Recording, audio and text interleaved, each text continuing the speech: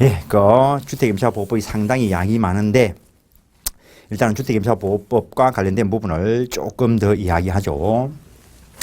일단은 최우선 변제권과 관련되어서 주택임차보호법도 일단 기준은 네 가지로 나누는데 서울의 경우, 그다음에 서울을 제외한 수도권 등 과밀 억제권요, 그리고 광역시 그 밖의 지역을 나누고 있는데 서울의 경우에 9천만 원 이하일 때, 9천만 원 이하일 때 3,200만 원까지, 그다음에 수도권 등 과밀 억제권역일 때 8천만 원 이하일 때 2,700만 원까지 보장을 해주고, 그다음에 6천만 원일 때, 2천만 원 일단은 보장을 해준다라는 것. 그다음에 4,500만 원 이하일 때 1,500만 원까지. 4,500만 원 이하일 때 1,500만 원까지 최우선 변제를 해준다는 것. 일단 민법에서는 이런 것들 자체를 가지고 시험에 내지 않는데 여러분들은 중개사법을 공부하시니까 아마 기억을 해 놓으셔야 될 겁니다. 그래서 앞에서 살짝 예를 들었던 거, 서울의 경우에 어떤 건물에 대해서 갑구를 열어봤을 때 A가 소유자이고 B가 임차인으로서 예컨대 8천만 원 보증금 두고 그리고 대항요금만 구비를 했을 때 그 이후에 누군가가 저당권자로 들어오고 이 사람이 경매에 들어가면은 이 사람이 배당 참가를 하면은, 물론 배당 참가를 안 하면은, 아예 안 하면은 대항력을 가지고 있기 때문에 경락인이 인수를 하겠지만 배당 참가를 하면은 이 사람은 9천만 원 이하이고, 그리고 최우선 변제로 배당받을 수 있는 경우 액수가 3,200만 원이라는 거. 그래서 여기까지는 최우선 변제를 해주지만 나머지는 최우선 변제가 안 된다는 거. 만약에 이 앞에 어떤 앞서는 권리가 있다면은 더 이상 배당받지도 못하고 소멸되어 버린다는 거. 이것만큼은 최우선 변제를 될 거니까 그 앞에 가서 배당받을 수는 있겠지만, 그래서 확정일자를 안 받으면 이런 문제가 발생한다는 거. 확정일자를 받았다면 8천만 원까지 이 자리에서 우선 변제를 받을 수 있다는 거. 그래서 소액보증금 최우선 변제권이라 하더라도 확정일자를 받게 해 두셔야 한다는 거. 그 다음에 세대를 같이 하는 사람들이 주민등록을 나누어 가지고 했다 하더라도 동일 세대인 같으면 한 개의 최우선 변제권만 인정될 것이고, 건물 가격, 대지 가액을 포함해서 2분의 1 한도 내에서만 최우선 변제권을 인정한다는 것. 최우선 변제 대상이라고 해서 항상 이 금액만큼 무조건 최우선 변제될 거라고 생각을 하면은 그거 곤란하다는 거죠. 대지도 있고 주택도 있는데 방을 여러 개 나누어 가지고 임차인들이 상당히 많이 들어있다면은 소액보증금으로서 최우선 변제를 받는 금액은 이것들 경락가액의 2분의 1 한도 내에서 최우선 변제를 받는다는 것. 그래서 그 2분의 1 액수가 이 소액보증금 최우선 변제권을 충당하지 못한다면 액수에 비례해서 배당할 수밖에 없다는 거. 그래서 최우선 변제권이라고 해서 항상 최우선 변제 소액만큼은 다 배당될 거다, 그런 개념은 아닙니다. 이거는 또 민사집행법과 연결되는 이야기이고, 다음에 법정갱신과 관련된 규정들이 있는데 주택임대차보호법의 경우에는 2기 이상 차임을 연체한 때 법정갱신 안 된다, 의무 위반이 있을 때 법정갱신 안 된다, 이런 추가적인 내용이 있습니다. 일단은 주임법 확인하시면서 보시죠. 참, 또 이러네. 9천만 원 아니고 9,500만 원, 9,500만 원. 우리는 이 숫자가 머릿속에 기억이 잘 안 되는 사람이라 가지고 그냥 갑니다. 자, 388페이지. 주택임대차의 경우에 주택에 대한 임대차로서 민법 임대차에 대한 특례를 규정한 특별법이다라는 것. 주택임차보호법 보호대상. 민법의 특례를 규정한 것으로서 국민의 주거생활 안전보장을 목적으로 한다는 것. 그래서 자연인을 보호대상으로 하고, 자연인이라면 내국인과 외국인을 불문하고 보호하는데 법인의 경우에는 판례가 주택임차보호법에 의해서 보호받지 못한다 했습니다. 그것 때문에 문제가 생겨서 2009년도에 개정을 해서 국민주택기금을 재원으로 하여 저소득층의 무주택자에게 주거생활 안정을 목적으로 전세 임대주택을 지원하는 경우, 그와 관련된 것이 한국토지법이라는 주택공사, 지방공기업법에 따른 지방공사, 그리고 근래에 또 법이 하나 추가됐습니다. 그래가지고 그 페이지 빈자리에다가 중소기업법 2조에 따른 중소기업으로서 법인인 경우에도 그 직원의 주거 보장을 위해서 임대차 계약을 체결한 경우에 이 직원이 점유와 주민등록을 갖추면은 다음 날부터 대항력 인정된다는 거. 물론 확정일자 받으면 우선 면제권 인정될 수 있고, 이때 대항력을 취득하는 것은 법인이 취득하는 겁니다. 다음에 직원이 바뀌어서 새 직원이 오면은 이 새 직원이 점유와 주민등록 갖춘 다음 날부터 대항력이 인정될 수 있다라는 것. 그래서 중소기업법에 따른 법인의 경우에도 대항력과 우선 면제권 취득할 수 있다. 그 정도 기억을 해 놓으시고, 다음에 389페이지 주거용 건물이 되는데 계약 체결 당시를 기준으로 한다는 거. 계약 체결 당시를 기준으로 하는데 특이한 판례가 있습니다. 주택이 아닌 건물을 임차했을 때 주택임대차보호법 적용 안 된다는 거죠. 근데 임의로 개조해서 주거용으로 쓸 때에는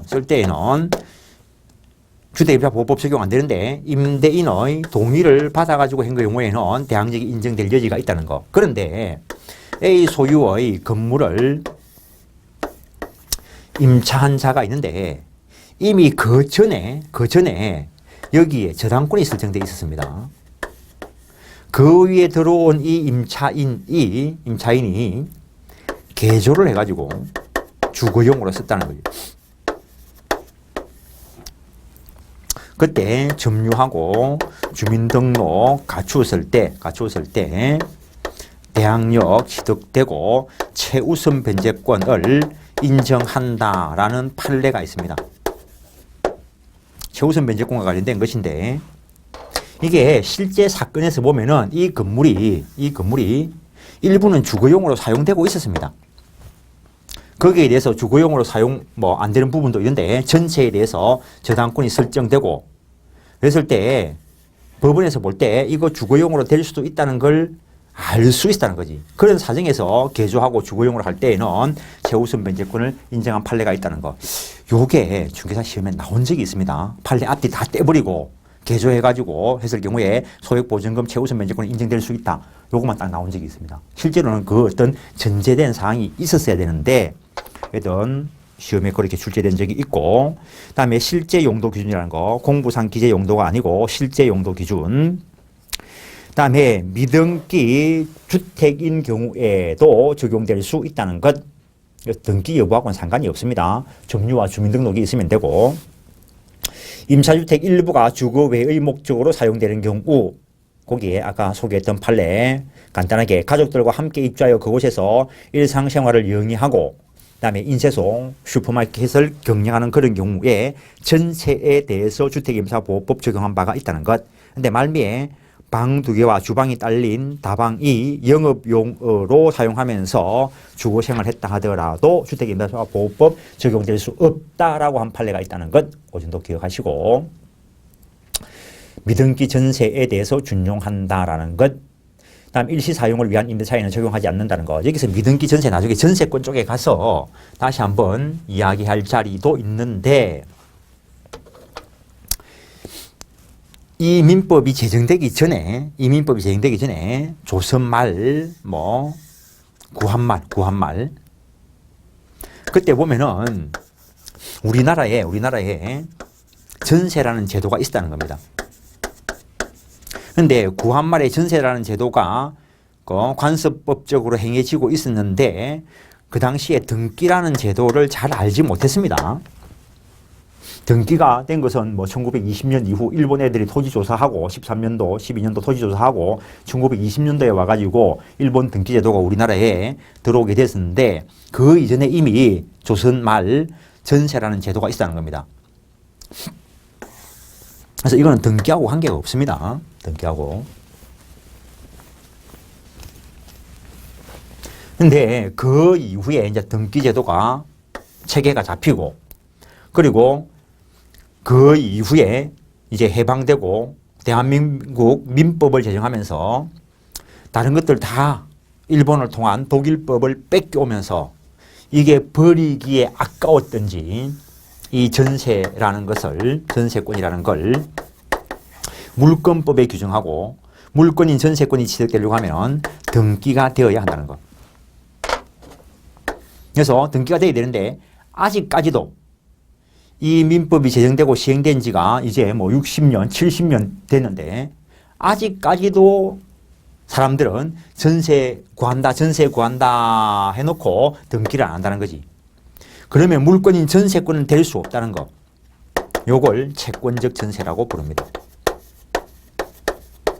그래서 이 채권적 전세라는 것은 실제 옛날에 관습법적으로 존재한 것이고 아직까지도 그렇게 거래계에서 행해지고 있지만 물권인 전세권은 아니라는 거. 그래서 채권적 전세를 가지고 문제를 내면 좀 곤란한데 공부하실 때는 이거 임대차하고 비슷하다라고 생각을 해 놓으시면 됩니다. 실제로 임대차하고도 틀립니다, 이거. 저 앞에서 잠깐 이야기한 적이 있는데 이 임대차의 경우에는 필요비, 유익비, 상환 청구권이 인정되고 이 전세권의 경우에는 유익비 상환 청구권은 있어도 필요비 상환 청구권은 없습니다. 그러면 이거는 유익비 상환 청구권이 있겠지만 필요비 상환 청구권은 없다는 거죠. 그래서 실제로 이게 관행적으로 행해지고 있는데, 근데 제가 고등학교 다닐 때 아버님께서 전세집 구한다 해가지고 이제 시골에서 뭐 도심지로 학교 보낸다고 고등학교 때 전세집 구한다길래 전세집 구하는 줄 알았지. 고등학교 때니까 내가 이거 모를 때지.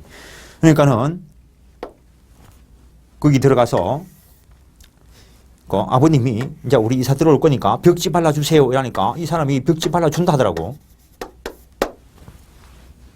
나도 이제 한 개 배웠지.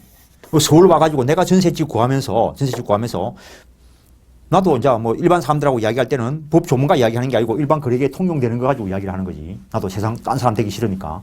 그래서 전세집 구하러 와서 해가지고 당연히 전세권 등기 안 했지. 그래가지고 나도 이제 이거 배운 거 있으니까 서울에 집 구하면서 아줌마 벽지 발라주세요 이러니까 이 아줌마가 아니 벽지를 들어오는 사람이 발라야 되지 왜 우리가 발라주냐고 이렇게 이야기하더라고. 그럼 관습이 아래쪽 지역하고 위쪽 지역이 다를 수가 있다는 거지. 이거는. 그래서 이쪽을 객관식 문제로 내면은 곤란합니다. 하여튼 아직까지도 관습법적으로 존재를 합니다. 이거. 그래서 이거는 등기 안 한 거니까 문제 풀 때는 임대차하고 비슷한 모양이다라고 생각을 하시면 됩니다. 미등기 전세라는 말이 이걸 두고 이야기하는 겁니다. 결국에는. 그래서 관습법적인 게 존재하고는 있다라는 것. 그 다음에 주택임차권의 대항력, 그 전세권 이야기도 살짝 해놨는데 임대차, 대항력 취득하는 방법 임대차 쪽에서 받고 주임법 쪽에서는 특별법으로서 일단은 대항력이 발생되기 위한 전제 요건으로서 유효한 임차권이 존재하고 있어야 되고 보증금 지급을 요건으로 하지는 않습니다. 보증금이 지급되었고 그 보증금 보호를 위해서 특별법을 둔 거는 맞지만 보증금 지급을 요건으로 하지는 않는다는 것. 그 다음에 임대차 존속기간 종료하기 전에 대항력을 취득하기 위해서는 주택의 인도와 주민등록이 있어야 되는데 앞에 설명할 때 점유 개정에 의한 인도에 의해서 대항력 취득할 수 있다라고 했습니다. 그 다음에 주민등록과 관련된 판례들 쭉 소개를 하고 있는데 읽어보시고 넘기시면 동그라미 3번 392페이지에 동그라미 3번 판례는 주민등록은 임차인 본인뿐만 아니라 배우자나 자녀의 주민등록으로도 대항력 취득할 수 있다 해놨습니다. 배우자의 점유는 공동점유라고 볼 수 있을 것이고 자녀의 점유는 점유보조자로서의 점유라 볼 수 있습니다. 그래서 점유보조자의 주민등록에 의해서도 대항력이 인정될 수 있다는 것. 간접 점유에 의해서 대항력 취득하는 방법 이야기가 됐고 다가구 주택과 관련돼서는 지번만 제대로 기재되면 되는 것이다 했습니다. 그런데 그 동일 지번상에 다가구 단독주택과 다세대 주택이 다 있을 경우에는 지번뿐만 아니라 동호수까지 기재되어야 된다라고 했었고, 그다음에 애초에 제대로 전입신고됐는데 분할 등으로 지번이 바뀌었을 때에는 종래의 대항력 그대로 유지가 되고, 그다음에 처음 다가구용 단독주택의 지번만 가지고 대항력 취득한 후 그것이 다세대 공동주택으로 바뀐다 하더라도 대항력 그대로 유지된다. 그런 판례들을 간단하게 소개해 놓은 것이고, 다세대 주택의 경우에는 동호수까지 제대로 기재되어야 된다는 것. 동그라미 7번 실수로 잘못 기재된 경우. A다 하는 사람, 뭐 B, 임차인 B를 하죠. 임차인이 전입신고를 하는데 11번 제대로 전입신고를 했습니다. 요걸 수리한 공무원이 잘못 기재해가지고 12번으로 기재를 했을 때는 이거는 일단 대항력 인정한다는 거. 물론 다음 날부터 발생하겠지만. 근데 원래 11번인데 신고하는 사람이 잘못 신고를 했어요. 이게 수리돼 가지고 잘못 기재가 되었다면 이 경우에는 대항력 인정 안 됩니다. 그 다음에 판례가 저 뒤쪽에 소개되어 있는데 11번으로 제대로 신고를 하는데 공무원이 이거 잘못됐다고 수리를 안 해.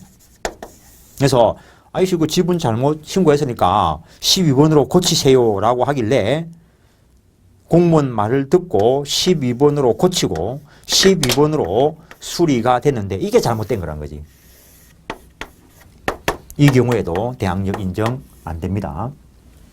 세 가지 단계를 구별을 하시고 7번에는 위에 두 가지만 이야기를 해놨습니다. 8번 D동을 나동으로 했을 때는 대항력이 인정되지 않는다는 거. 이것도 참 그 시중에 돌아다니는 문제집 보면 별것들이 다 있습니다. 이게 워드 치는 사람이 잘못 짓겠지. 워드 치는 사람이. 원래 D동, 거기에 있는 것처럼 라동으로 했을 때는 안 된다. 이 판례인데 워드 치는 사람이 맨 처음에 D동 이걸 라동으로 하면 안 된다. 워드를 지나니까. 자, 출판사 쪽에서 저 D가 뭐냐? 잘못된 거다. 라는 걸 인식을 하고 돌아다니는 것 중에서 다동을 라동으로 했을 때는 안 된다. 이렇게 된 것도 있습니다. 어쨌든 간에 다 똑같은 말. 잘못했을 때는 인정 안 된다는 거. 마찬가지로 밑에 A동을 가동으로 표기한 경우에 원칙은 인정 안 되는 겁니다. 그런데 주소지 대지 위에 두 개 동의 연립주택 외에 다른 건물이 전혀 없고 그 두 개 동도 청당 세대수가 한 동은 4세대, 다른 동은 6세대라서 크기가 따라서 외관상 혼동의 여지가 없고 실제 외벽면에는 가동과 나동으로 표기되어 사회생활상 그렇게 불러왔다는 거.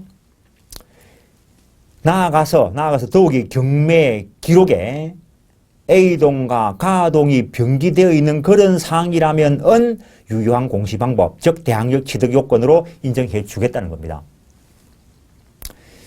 그 다음에 10번 읽어보시고 11번 조금 전에 이야기했던 거 행정층이 수리한 경우에 세 번째 줄에 11번의 세 번째 줄, 네 번째 줄 행정층이 수리한 경우에 효력이 발생한다고 봐야 된다. 따라서 신고인이 전입신고서를 행정층에 제출하였다가 행정층이 수리를 하기 전에 전입신고 내용을 수정함으로써 그 수정된 전입신고서가 행정층에 수리되었는데 그 수정된 사항이 잘못됐다는 거죠. 그렇다 하더라도 이 경우에는 잘못 수리된 것이고 잘못 기재된 것이고 이런 경우에는 대항력 취득할 수 없다는 것. 그 다음에 주택의 인도와 주민등록은 대항력 취득 요건인가 동시에 존속 요건이기도 하다는 거. 두 개 중에 한 개가 탈락되어 버리면 존속 요건이 탈락되어 버리니까 대항력이 상실되어 버립니다. 일단 그 정도 기억해 놓으시고 그 다음에 4번 판례도 재밌는 판례고 이미 우리 시험에 나왔는데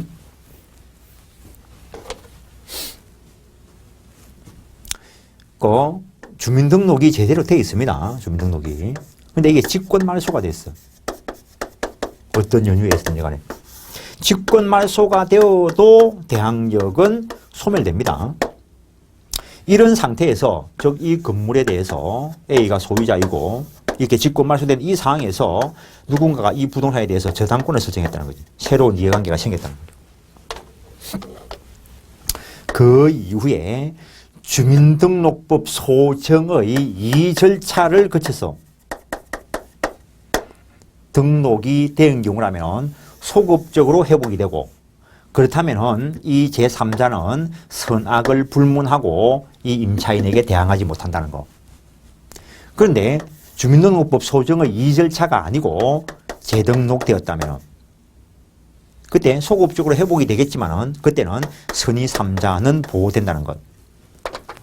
그래서 4번 보시면 직권 조치로 직권 말소되더라도 대항력은 상실된다. 직권 말소 후 이 법 소정의 이 절차에 따라서 회복되거나 그다음에 시행령 29조에 따른 재등록이 이루어진 경우 그때는 소급적으로 대항력이 유지된다. 그 말은 제3자 선악을 불문하고 대항하는 것이 원칙이다. 다만 그 직권 말소가 주민등록법 소정의 이 절차에 의해서 회복된 것이 아니라 직권 말소 후 재등록이 이루어졌다면 새로운 이해관계를 맺은 선의 제3자에게 대항하지 못한다라고 했다는 것. 본인의 의사에 의하지 않고 주민등록이 몰래 이전된 경우라면 대항력 그대로 유지된다라는 것. 그 다음에 존속기간 종료 후 보증금 반환받지 못한 임차인은 임차건물 소재지 법원에 임차권 등기 명령을 신청할 수 있다는 것. 저 앞에서도 한번 한 자리가 있습니다. 동시행 항변권과 관련되어서 여기서 다시 한번 보시죠. A 소유의 부동산을 임차한 자가 보증금을 지급을 하고 사용을 해왔는데 존속기간이 만료되었어요. 이때 이 사람이 인도와 주민등록을 갖추고 확정일자를 갖출 수도 있고 안 갖출 수도 있는데, 만약에 보증금이 지급되지 않았는데 그냥 이사 가고 점유를 상실하든지 주민등록을 옮겨버리면 대항력과 우선변제권이 소멸되어 버린다는 거. 그러니까 그 이후에 저당권자 등이 들어오더라도 우선 변제를 받지 못하는 피해를 볼 수 있다는 것. 그래서 이럴 때를 대비해서 보증금 반환받지 못한 임차인은 임차 건물 소재지, 당연히 등기부가 거기 있을 거니까 임차 건물 소재지 법원에 임차권 등기 명령을 신청을 하고 법원이 사항을 보고 임차권 등기 명령을 하면은 이거는 결국에 등기법상 촉탁에 의한 등기일 것이고, 그래서 등기가 경료가 되면은 기존의 대항력과 우선변제권이 있던 것은 그대로 유지가 될 것이고, 이사를 가더라도 없었던 것이라면 이때 취득되게 될 것이다라는 것. 그래서 대항력이 유지되기 때문에, 이 경우에 대항력이 유지되기 때문에 또는 이때 대항력이 취득되기 때문에 이사를 갔다 하더라도 이 시점에서 누가 저당권자가 들어오더라도 이 사람이 우선 변제를 받을 수 있다라는 것. 그다음에 이 등기가 되고 난 뒤에 또 다른 사람이 소액 임차인으로 들어오더라도 이 사람한테는 최우선 변제권을 인정 안 해준다는 거. 이미 이게 있는 줄 알고 들어왔기 때문에 이때는 이 사람이 우선 보호될 필요가 있기 때문이라는 거. 그 다음에 이 등기는 요 보증금 반환 채권을 담보할 목적으로 해놓은 등기고 살기 위해서 해놓은 게 아니라고요. 그래서 이 경우에는 저당권과 유사한 담보적 효력이 있는 것이고, 이때 이 보증금 반환과 이 등기의 말소는 동시행 관계가 아니고 선보증금 반환 후 등기 말소의 관계가 된다는 것. 요게 시험에 나온 적이 있습니다. 주임법에 있는 걸 상임법 쪽에 그대로 규정해 놓은 것이고, 그 다음에 경매에 의한 임차권 소멸과 대항력 및 우선변제권이 하는데, 주택에 대한 경매가 실행되어 임차인이 배당 요구를 하였음에도 임차 보증금의 변제를 받지 못한 경우에 과연 임차권이 소멸되는지가 문제가 된다 하는데, 이쪽은 의도적으로 판례를 좀 많이 소개해 놓은 것이고, 왜냐하면은 실제 거래계에 나가시면은 본인들이 상당히 조심해야 될 부분이 이 부분들입니다. 어떤 부동산이 있는데 갑구를 열어봤을 때 A가 소유자이고, 일단 이 자리에 B라는 사람이 임차인으로서 대항력만 갖출 수도 있고, 그냥 대항력과 확정일자를 갖추실 수도 있고, 이때 이 사람이 소액보증금일 수도 있고, 소액보증금을 초과하는, 예컨대 서울로 칠 때 아까 서울 9,500만 원까지 일 때 최우선 변제를 했는데, 만약에 그냥 2억 소액 임차인이 아닐 수도 있다는 거예요. 그 이후에 누가 저당권자로 들어왔는데 이 사람 보증금은 뭐 그냥 한 3억이라 하고 그랬을 때 이 사람이 경매 실행 들어가면은 소액 임차인인 경우에는 대항 요건만 구비하고 있다면 서울의 경우에 3,200만 원까지는 최우선 변제를 해준다는 거. 그런데 9,500만 원 소액 보증금을 넘어서 버리면 즉 이 사람은 배당 참가 못한다는 거. 경락인에게 인수가 된다는 거. 어쨌든 말소 기준 권리보다 앞에 있을 때는 경락인에게 인수가 될 거라는 거. 그런데 배항력 갖추고 확정일차 갖춘 이 사람이 여기에 있을 때 만약에 이걸 한목에 다 하다가 또 헷갈리실 것 같은데 그냥 요 정도 하시고 누군가가 요 앞에 일정한 금액의 뭐 저당권자가 있다고 보시죠. 저당권자. 그래서 이 경우에는 뭐 저당권 설정을 해놨지만은 뭐 금액은 크지 않고 한 1,000만 원 정도. 그럼 경매 들어가면은 이게 말소 기준 권리이기 때문에 전체가 다 소멸되어 버립니다. 이 경우에는 전체가. 그러면은 이 경우에는 이 사람이 다 배당받지 못했다 하더라도 소멸되어 버린다는 거예요. 그때 나머지 배당받지 못했던 것은 이 사람에 대한 일반 채권으로 존재할 것이라는 것. 그런데 이러한 상황에서 이것보다 앞선 권리가 또 나올 수도 있습니다. 이러한 상황이라 하더라도. 근데 이 상황에서 누군가가 매입을 하고 목적물에 비용을 들였고 그런데 돈을 안 갚으니까 이 사람이 경매 들어가면은 요 경우에 이 목적물에 들인 비용 매도인 담보 책임할 때 이야기했는데 그거는 영순위로 경매 비용 다음에 배당을 해줘. 경매 비용 다음에. 그러므로 인해 가지고 이 금액이 만약에 뭐 3억 중에서 한 5천만 원쯤 다 배당을 받지 못했다고 보자는 거죠. 5천만 원쯤 배당을 받지 못했을 때 말소 기준 권리보다 앞에 있으니까 새로운 소유자, 경매 들어갔으니까 이 사람 소유권도 없을 거고 이 사람도 소유권도 날아갈 것이고 누가 경락을 받고 경락 대금을 완납했다고 보자고요. 경락 대금 완납하는 그 순간 등기 없이 소유권을 취득을 했습니다. 임대인 지위를 승계합니다. 근데 논의의 편의를 위해서 등기까지 되었다고 보자는 거예요. 그러면은 이 사람은 경매 실행돼서 소멸될 것이고 요 경우에 2억 5천 원 배당을 받았지만 아직 5천만 원은 배당받지 못했어. 그러면 전액이 배당될 때까지 대항력은 인정될 수 있다는 거지. 그럼 이 사람은 임대인 지위를 승계하게 된다는 거예요. 임대인 지위를 승계하게 되니까 이 사람은 그대로 우선 변제를 한번 받았기 때문에 이제 우선 변제권은 일단은 없습니다. 근데 대항력은 그대로 유지가 된다는 거지.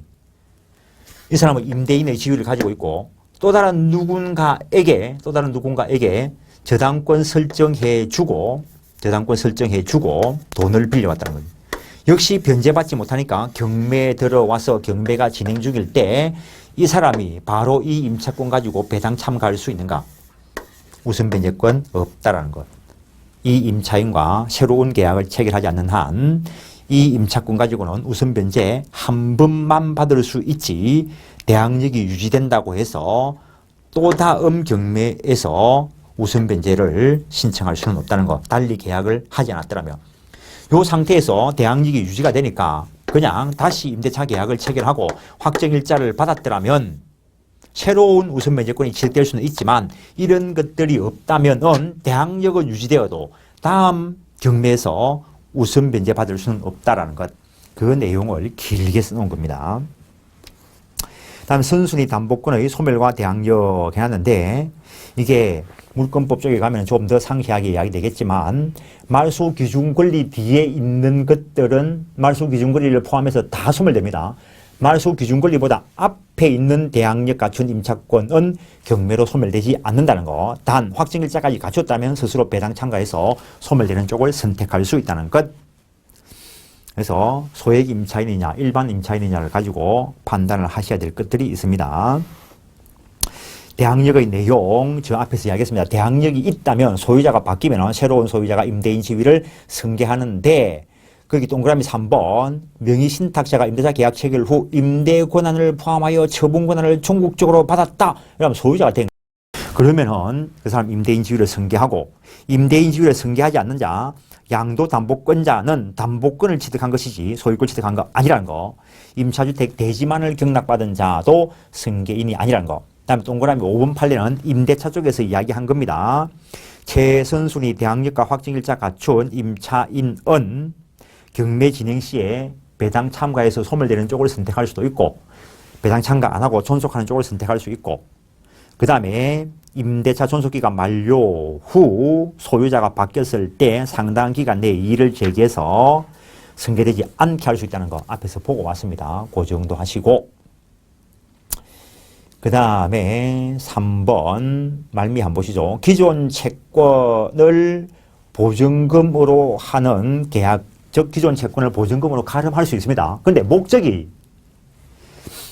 임차 건물을 주거용으로 사용 수익할 것이 아니고 399페이지 사용할 목적이 아니고 우선 변제받을 목적으로만 즉 통정허위 표시에 의해서 그런 외관을 작출했을 때는 대항력 부여할 수 없다라는 것.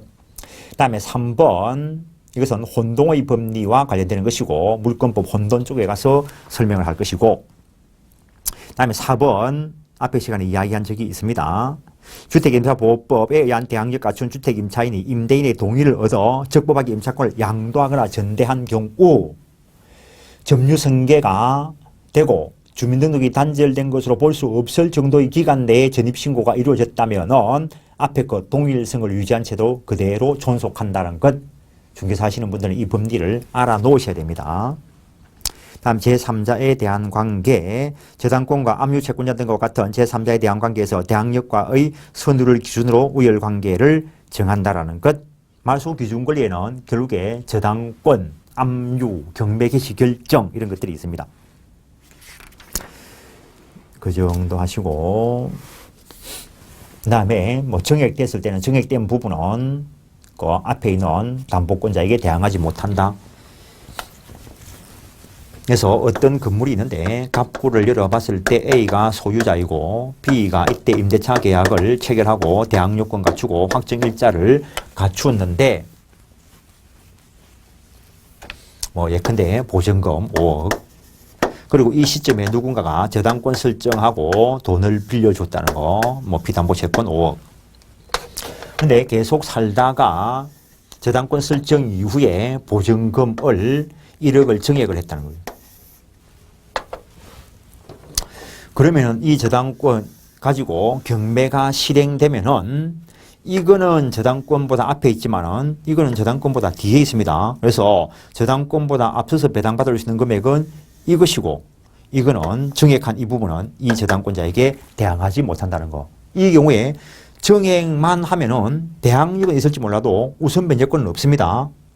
우선 변제 받고 싶으면은 이 부분과 관련돼서 확정일자를 다시 받아야 될 거라는 거.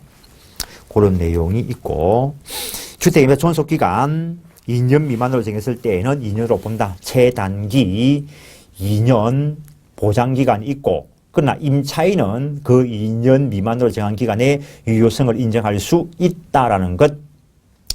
당연히 강행 규정이고 법정 갱신 존속기간 만료되기 전 6개월부터 1개월 사이에 갱신 거절의 통지, 조건 변경의 통지를 하지 않는다면 앞에 거와 동일한 조건으로 갱신된 것으로 본다라고 돼 있고 그거는 상가 건물 임대차 보호법에도 똑같이 있습니다. 근데 동그라미 2번, 3번은 주임법에만 있는데 주택 임차인이 임차기간 만료 전 1개월까지 통지하지 않은 때에도 법정 갱신되고 그다음에 2기 이상 차임을 연체하거나 기타 의무를 위반한 때에는 법정 갱신 안 된다는 거. 법정 갱신됐을 때 2년으로 본다라는 것. 단 오른쪽에 보시면은 임차인은 언제든지 해지 통지를 할 수 있고 그때 3개월이 경과하면 해지 효력이 발생한다는 것. 그러면 존속기간을 2년 미만으로 했을 때 법정갱신 규정 적용되는가? 안 됩니다. 이것도 시험에 나왔습니다. 존속기간 1년을 약정을 했으면은 임차인은 1년을 주장할 수도 있고 2년을 주장할 수도 있습니다. 그런데 임대인 쪽에서는 1년 지나고 난다고 해서 나가라 소리 해봐야 법적으로 효력이 없다는 거. 그래서 임차인은 2년 반드시 채워가지고 나갈 수 있다는 거죠. 그래서 임대인이 요때 나가라 이라니까 임차인이 나는 요때 존속기간이 끝났고 법정갱신이 되어가지고 여기까지 살고 있으니까 나는 못 비켜주겠다. 이거 안 된다는 거. 법정갱신은 최단기 지나고 난 뒤의 이야기라는 거. 그 다음에 또 시험 나왔던 게 임대차 계약서가 멸실되면은 대항력이나 우선변제권 소멸되는가? 안 됩니다. 확정일자를 받을 때야 계약서에 있어야 되겠지만 확정일자 받고 나면은 그 관공서에서 확정일자인 부가 있으니까 거기에 기록되어 있을 거니까 계약서가 멸실되더라도 대항력과 우선변제권 인정됩니다. 그 다음에 집은 동호수 이게 문제되는 것이 주민등록부에 기재되는 것이 문제가 되는 것이지 임대차 계약서에는 그것이 기록이 없어도 임대차 관계가 인정되기만 하면 된다는 거.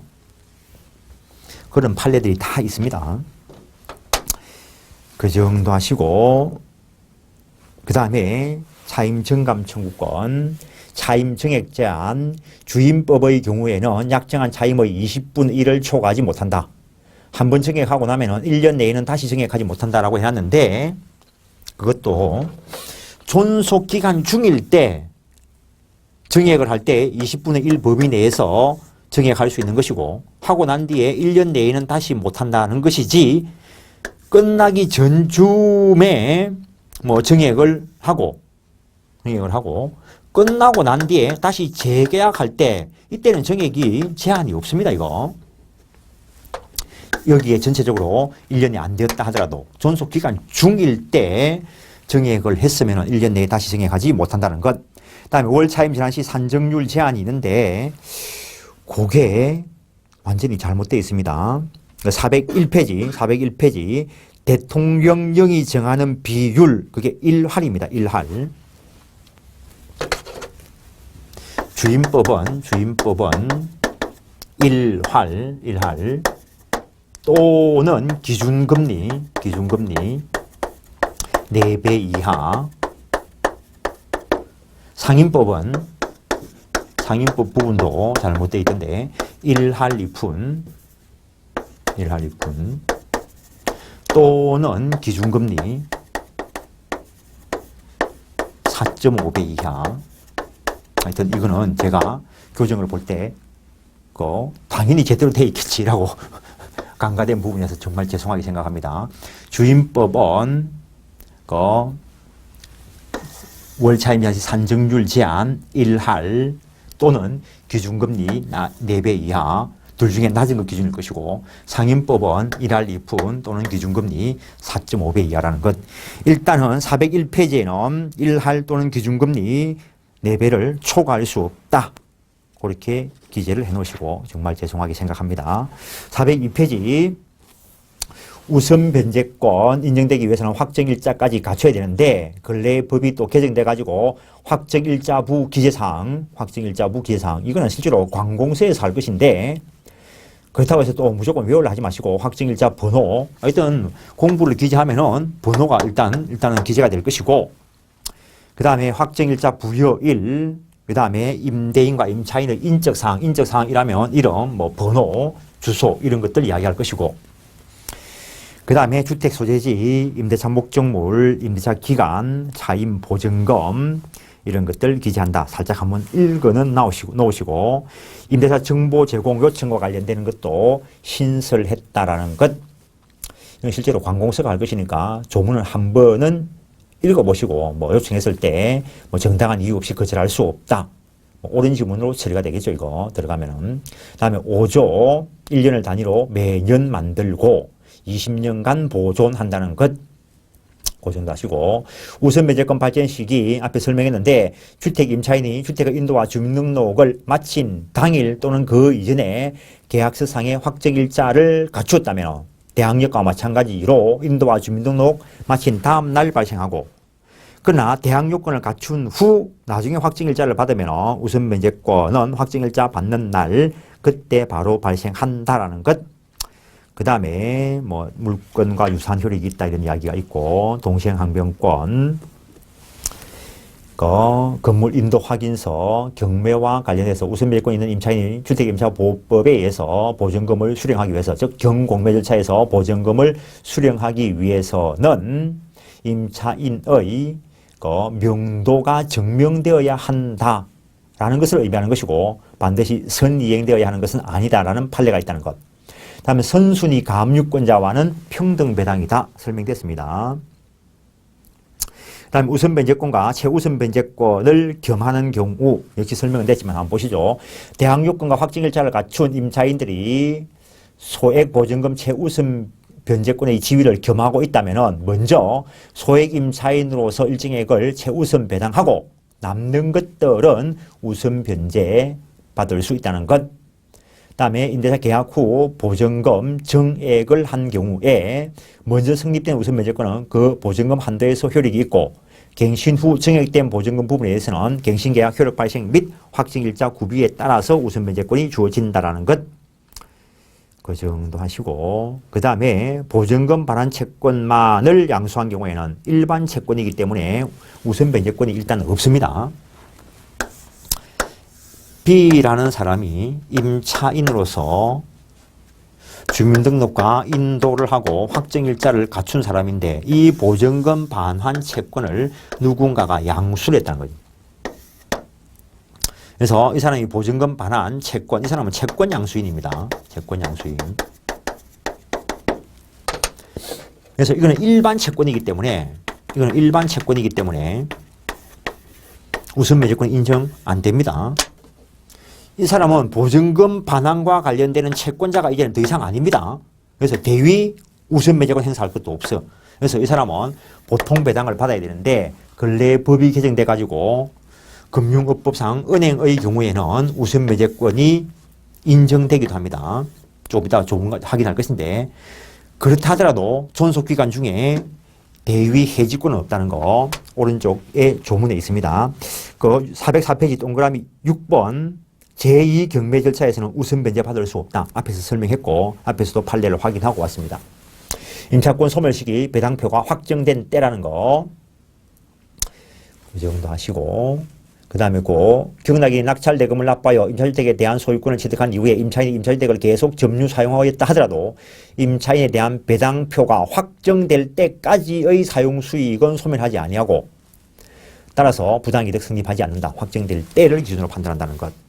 그 3조 2가 근래에 신설된 것인데, 금융기관, 은행법에 따른 은행, 기업은행 등이 우선 변제권을 취득한 임차인의 보증금 반환 채권을 계약으로 양수한 경우에 양수한 금액의 범위에서 우선 변제권을 승계한다. 법이 이 사람에게는 우선 변제권을 인정한 거라는 거. 그렇다 하더라도 이 금융기관은 임차인을 대리하거나 대위하여 그 임차계약을 해지할 권한까지는 없다는 거. 다음에 보증금 횟수를 위해서 임차권에 기해서 경매 신청할 수 있는가? 임차권에 기한 경매 신청권 없습니다. A 소유의 부동산에 대해서 B가 임차인으로서 대항요건 갖추고 확정일자 갖추서 우선 변제권을 취득했다 하더라도 임차권 가지고 경매 신청할 권리가 없습니다. 저당권이나 전세권의 경우에는 저당권 전세권에 기해서 바로 경매 신청할 수 있지만, 이 경우에는 이 자체를 가지고 경매 신청할 수 없습니다. 요 보증금 반환 채권을 가지고 법원의 확정 판결 기타 집행 권한을 위해서 강제 경매 신청할 수 있다는 거. 일반 채권과 마찬가지로 강제 경매를 신청할 수 있다는 거.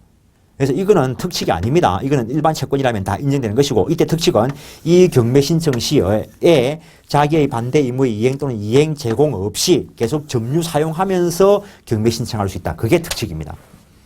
소액 보증금 최우선 변제권, 이거는 대항요건이 경매 신청 등기 전에 일단 구비되어 있어야 되고 배당 요구 종기 시까지 존속하여야 한다는 것. 등기부에 기록이 안 돼 있으니까 배당 요구해야 배당받는 채권이라는 것. 일정의 그 규준과 범위 이게 하도 누차 이게 개정돼 가지고 볼 때마다 내가 헷갈리는데 일단 한번 보시죠. 서울의 경우에는 9,500만 원 이하일 때 3,200만 원까지, 그다음에 수도권 등 정비계획법에 따른 수도권 등 과밀 억제권역일 때 8천만 원 이하일 때 2,700만 원까지, 그 외에 광역시의 경우에는 6천만 원일 때 2천만 원까지, 그 밖의 지역은 4,500만 원 이하일 때 1,500만 원까지. 나는 민법 시험 칠 때 이런 거 나는 기억을 안 합니다. 민법에서는 이게 안 나온다고.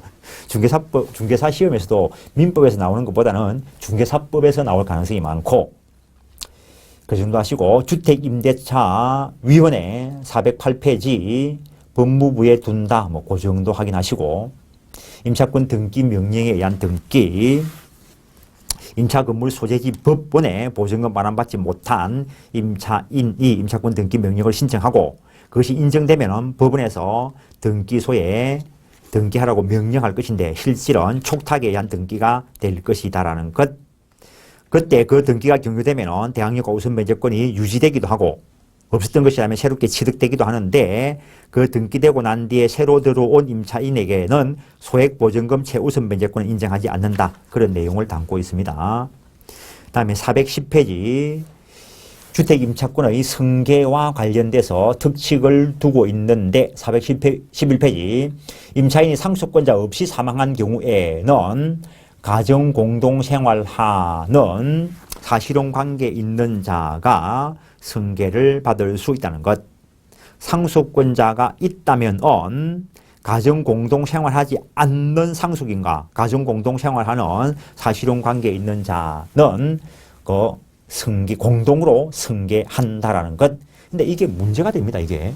그러면 가정공동생활하는 상속인이 있고 가정공동생활하는 그 사실혼 배우자가 있으면 법리대로만 하면은 가정공동생활하는 상속인에게만 상속이 일어납니다. 이게 법 조문에 분명하게 가정공동생활하지 않는 상속인과 가정공동생활하는 사실혼 배우자라고 해놨습니다. 사실혼 배우자라는 것은 혼인할 의사를 가지고 있고 실제 혼인신고가 안 된 상태에 있는 걸 말한다는 것.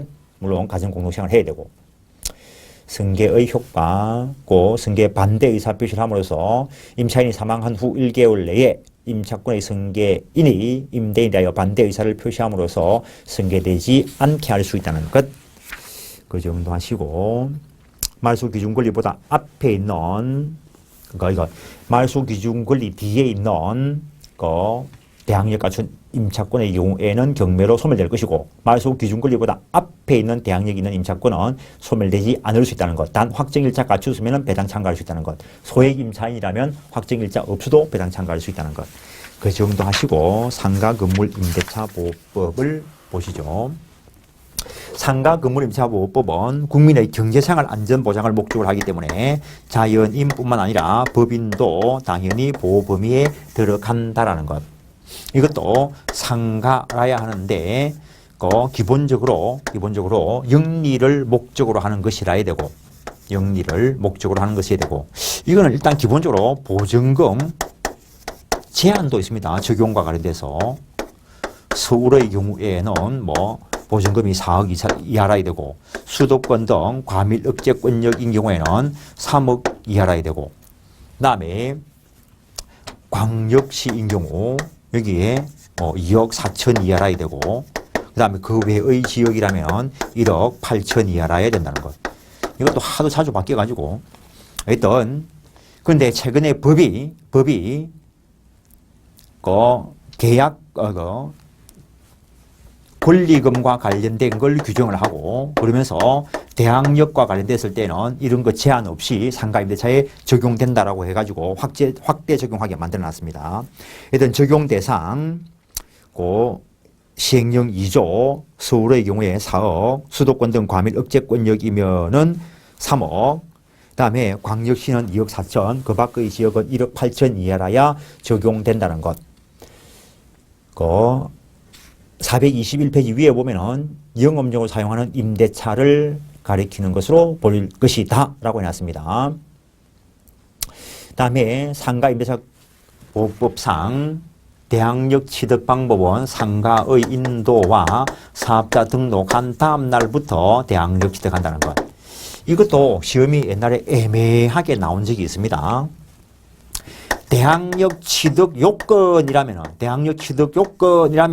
인도와 사업자 등록, 인도와 주민 등록 맞습니다, 이거. 효력 발생 시기는 다음 날.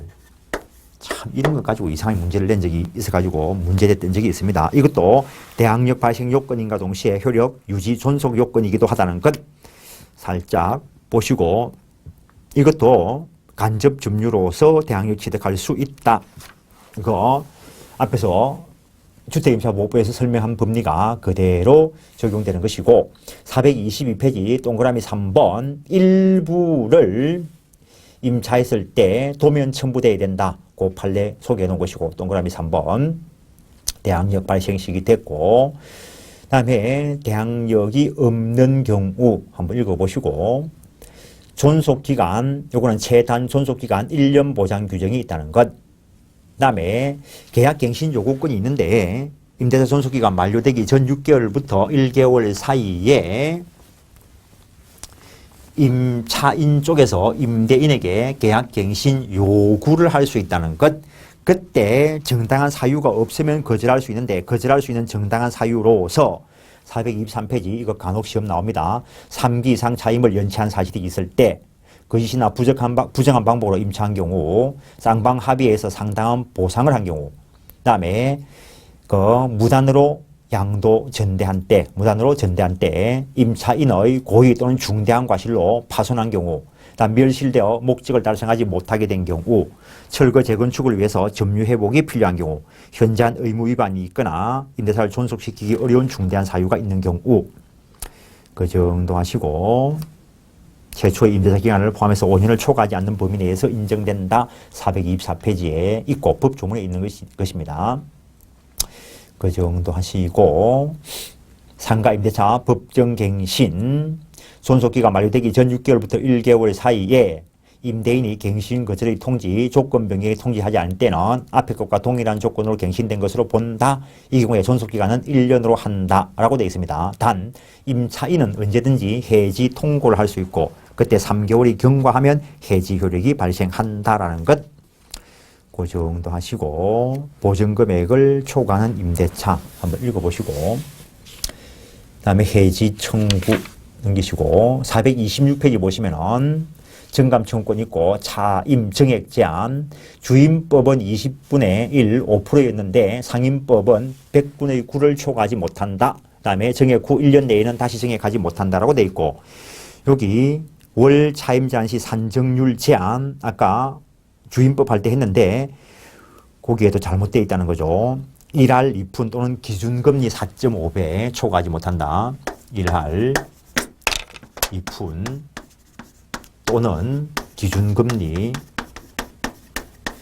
4.5배를 초과하지 못한다. 주임법에는 1할 또는 기준금리 4배를 초과하지 못한다라고 했었고, 두 개 비교해서 기억을 해 놓으시고, 다음에 보증금 반환과 관련돼서 우선 변제권, 대항력과 사업자 등록을 하고 확정일자를 마치면 우선 변제권 인정된다는 것. 그 다음에 경매시의 특칙 주임법 쪽에 있는 거하고 똑같이 규정되어 있고, 소액보증금 최우선 변제권, 그냥 법 조문 보시죠. 서울특별시 6,500만 원 이하일 때, 보증금 6,500만 원 이하일 때 2,200만 원까지 최우선 변제해주고, 수도권 등 과밀 억제권역은 5,500만 원 이하일 때 1,900만 원까지, 광역시는 3,800만 원 이하일 때 1,300만 원까지, 그 밖의 지역은 3,000만 원 이하일 때 1,000만 원까지만 최우선 변제해 준다는 것. 428페이지 임차권 등기 명령, 주임법 쪽에 있는 규정하고 똑같다라고 생각하시면 됩니다. 그 다음에 429페이지 권리금 규정이 최근에 법이 개정되면서 추가되었다는 거, 개정 이유 한번 읽어보시고, 주요 내용 쪽에 보시면 대항력, 권리금 등을 모든 상가 건물 임대차에 적용하도록 확대했다는 거. 옛날에는 일정한 보증금 제한 범위 내라야 상임법이 적용되었는데 지금 권리금과 대항력 이런 것들 그런 거 제한하고 관계없이 확대 적용한다라는 것. 그다음에 답은 종래 이론상 인정되는 것들을 법 조문에 규정한 것입니다. 민법 임대차 쪽에는 권리금 규정이 없다 했습니다. 상임법 쪽에서 상가 건물에서 영업을 하는 자 또는 영업을 하려는 자가 영업시설, 비품, 거래처, 신용, 영업상의 노하우, 상가 건물의 위치에 따른 영업상의 이점 등 유형, 무형의 재산적 가치 양도 또는 이용 대가로서 임대인, 임차인에게 보증금과 차임 이외에 지급하는 금전 등의 대가로 정의하고 있다는 것. 임대인은 임차기간이 끝나기 3개월 전부터 임대차 종료 시까지 임차인이 주선한 신규 임차인이 되리는 자에게 권리금을 요구하는 등의 행위를 함으로써 신규 임차인이 되리는 자로부터 권리금 지급받는 것을 방해해서는 안 된다. 그런 규정들을 두고 있다는 거. 그다음에 마번, 오히려 마번 같은 경우를 기억해놔야 될 겁니다. 임대차 목적물인 상가 건물이 유통산업발전법에 따른 대규모 점포 또는 준대규모 점포의 일부이거나 국유재산법에 따른 국유재산 또는 공유재산 및 물품관리법에 따른 공유재산인 경우에는 권리금 적용 대상에서 제외한다라고 해놨습니다. 하여튼 국가는 되게 웃겨. 개인 건물 상가를 임대할 때는 권리금을 가지고 임차인을 보호하겠다라고 하면서 국가와 관련되는 거 할 때는 권리금 대상에서 제외한다. 정말 국회에 앉아서 무슨 일을 하고 계시는 건지. 밑에 앞은 임차인이 차임연체기 3기 차임에 달한 때에는 임대인이 계약을 해지할 수 있다라는 조항을 두었다는 것. 이게 종래 논의가 됐던 거 이제 논의가 되었었는데 판례도 약간 그래가지고 문제 나올 때 문제가 잘못 나온 적도 있는데 이제는 법 조문에 명확하게 규정됐으니까 논의의 여지가 없습니다. 그 10조의 4 한번 보시죠. 임대인은 임대차 기간이 끝나기 3개월 전부터 임대차 종료 시까지 다음 각 호의 어느 하나에 해당하는 행위를 함으로써 권리금 계약에 따른 임차인이 주선한 신규 임차인이 되리는 자로부터 권리금 지급받는 것을 방해해서는 아니 된다라고 해놨습니다. 앞에서 확인을 했었는데 조문에 명확하게 규정을 해놓은 것이고 밑에 각 호들 한번 읽어보세요. 법리 공부하는 거고. 어쨌든 그 435페이지 보시면은 그 6번 그 최근 신설된 조항이 지난 26회 시험에 나온 게 있습니다. 그거 확인하시고 그래서 일단은 여기까지 해서 계약법을 끝내는데 주임법 상임법은 판례하고 포함돼 가지고 처음 공부하시는 분들한테는 상당히 어려웠겠지만 중개사 공부하시기 위해서는 여기에 있는 판례 정도는 숙지를 해야 됩니다. 시험과 관련돼서는 뭐 조문 위주로 봐도 큰 문제는 없을 거라고 생각되는 부분이지만 염려스러워서 넣어놓은 거다라고 생각을 하시고 오늘은 여기까지 하겠습니다. 네, 수고했습니다.